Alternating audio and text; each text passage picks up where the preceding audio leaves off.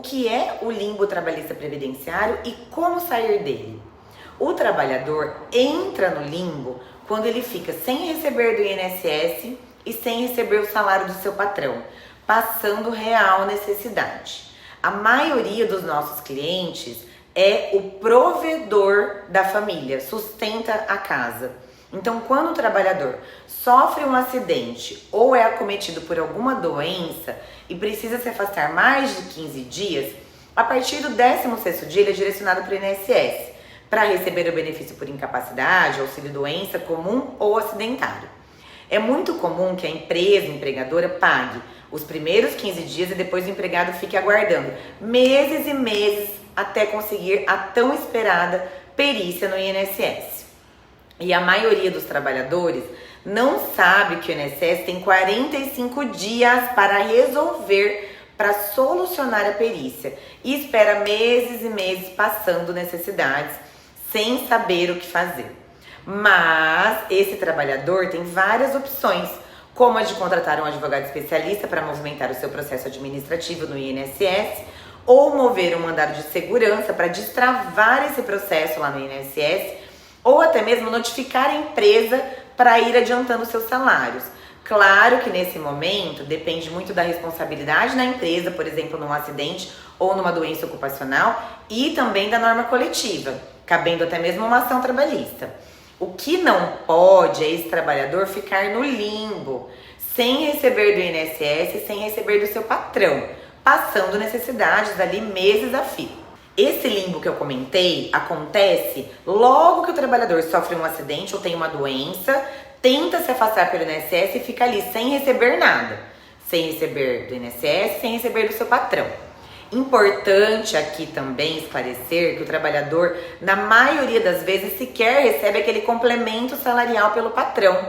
Ele muitas vezes nem sabe que tem direito. Isso quando acontece um acidente de trabalho, porque o patrão tem que complementar o seu benefício do INSS até chegar no valor do seu salário. E isso a maioria não sabe. Agora eu vou comentar uma segunda situação de limbo, que acontece muito.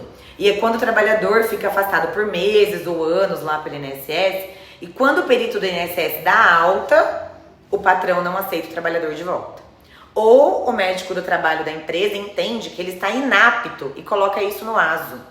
Ou que ele tem uma sequela e o patrão não consegue nenhum cargo para ele voltar a trabalhar, e aí esse trabalhador entra no limbo. Isso é inadmissível e não podemos deixar isso acontecer de forma alguma.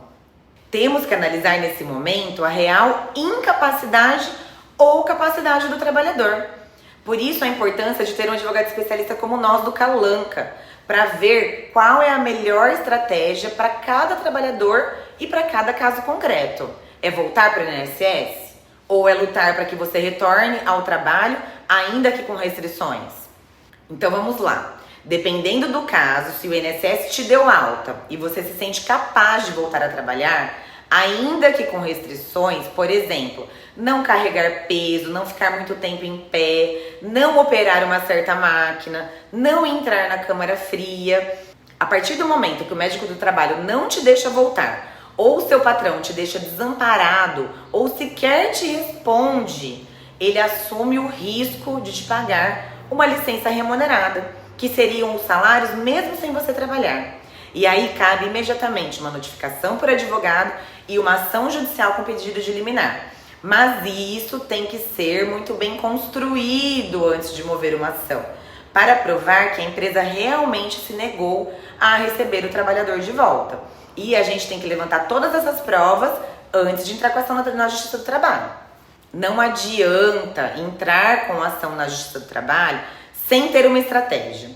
Aqui no escritório nós recebemos muitos e muitos contatos de trabalhadores que já contrataram outros advogados e depois querem que a gente assuma o processo. Mas pela ética nós somos impedidos de fazer isso. Então realmente aqui nós assumimos o processo somente se for desde o começo, para que possamos realmente orientar o cliente sobre as provas, notificações, testemunhas, perícias. E isso desde lá, o início de toda a preparação da documentação antes mesmo de mover o processo trabalhista. Então, por exemplo, se você sofreu um acidente de trabalho, ou de trajeto, ou até mesmo fora do trabalho, e teve, por exemplo, uma amputação, a perda de uma visão, a perda do movimento de um membro que era importante para você conseguir trabalhar, e se o seu empregador não te aceitou de volta após o perito do INSS te dar alta, seja porque o médico do trabalho da empresa não te aceitou porque você estava inapto, ou porque não tem um posto de trabalho para te receber, considerando as suas limitações e sequelas após esses acidentes ou a doença, temos que documentar muito bem isso através de documentação médica e documentação. E temos que entrar com uma ação logo na Justiça do Trabalho para te tirar do limbo.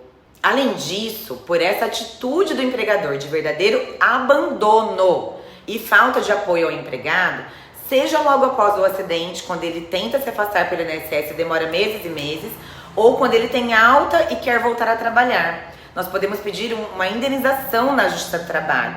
E aí nós temos que analisar realmente cada caso concreto para calcular as indenizações que são devidas antes de entrar com o processo trabalhista. Por isso, se você está no limbo ou conhece alguém que esteja no limbo, seja logo no início ali, logo após o acidente ou doença, ou depois da alta do INSS, que está sem receber do INSS, sem receber do seu patrão, ou que sofreu um acidente de trabalho grave e foi demitido em seguida, ou até mesmo que sequer estava registrado no dia do acidente.